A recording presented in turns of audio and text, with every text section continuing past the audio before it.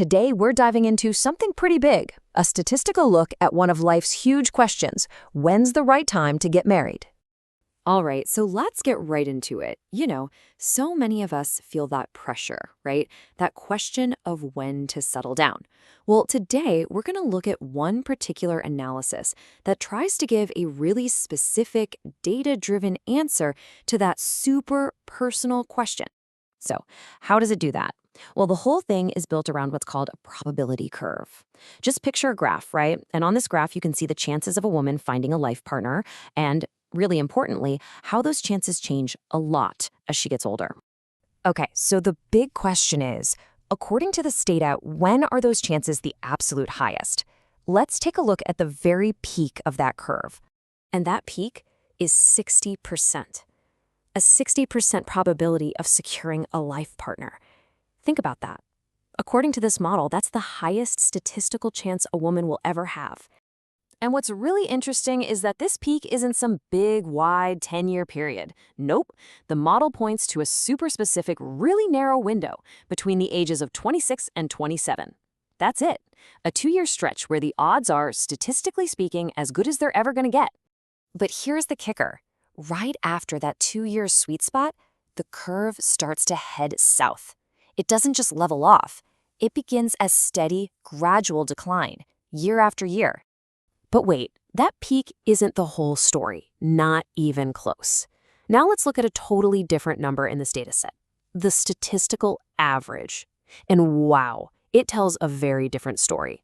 This analysis says that the average age for women in this model to find a spouse is 32. So we're not talking about the best chance anymore, but more like the statistical middle of the road. And check this out. At that average age of 32, the probability of finding a life partner, it's 32%. I mean, that's a huge drop from that 60% peak we were just talking about just a few years earlier. So let's just put that side by side. You've got this peak, this high probability window in your mid to late 20s, and then you have the average age in the early 30s, where that probability has been, well, almost sliced in half. Okay, so we've got the numbers, but what's the takeaway? What's the advice that comes from all this? Because this analysis doesn't just throw numbers at you. It actually uses them to make a very specific point. And based on that downward sloping curve we talked about, the conclusion it draws is pretty direct. The argument is, for single women who are past that peak age, that statistical window, well, it's slowly closing.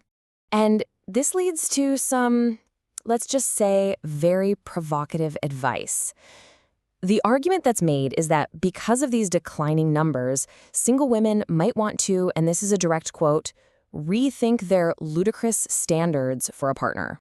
Now you might be thinking, hang on, you can't use math for something as personal as love.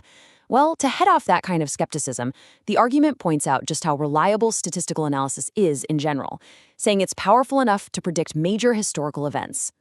And to really drive the point home, the whole thing is wrapped up with one final, pretty stark metaphor. It's meant to take this statistical warning and make it feel much more real.